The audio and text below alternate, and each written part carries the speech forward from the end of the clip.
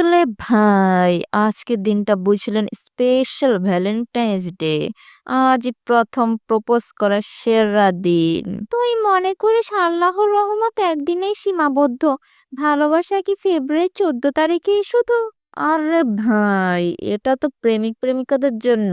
একটু গোলাপ, একটু চকলেট আর একটু চোখ মুটকে লাভ। হায় হায়! প্রেমের নামে চকলেট দিয়ে গুনাহের লোক।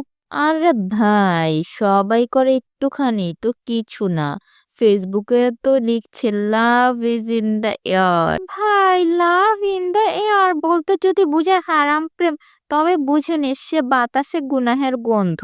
হা হা হা, তাইলে প্রেম করবা না, ভালোবাসবা না কাউকে?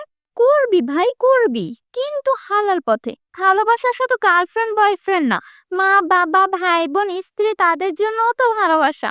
তাই তো, কিন্তু ভাই এক গোলাপ দিলে কি আর কিয়ামত আসবে? এক গোলাপ দিয়ে শুরু হয়, পরে হয় ডেট, তারপর হয় সিক্রেট, তারপর হয় রিগ্রেট। হা হা হা, ভাই তুমি তো র্যাম্পার হয়ে গেলা। ইসলামের র্যাম্পার। এখন বল, যদি কাউকে ভালোবাসিস হালাল পথে হাঁটবি না? কিন্তু ভাই মেয়ে রাজি হবে তো? হালাল ভালোবাসা শুধু মেয়ে রাজি না, আল্লাহ রাজি হলেই তবেই আসল লাভ। বিয়ে কর সুন্দরভাবে, তাহলেই তো হবে full time Valentine. High high, full time মানে শুধু একদিন না?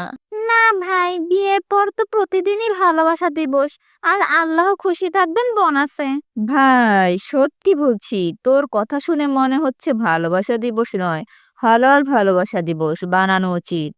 একদম ঠিক। চল আমরা সবাইকে বলি ভালোবাসা হোক হালাল পথে, যেন হৃদয়ও হাসে আর আখেরাতেও হাসে।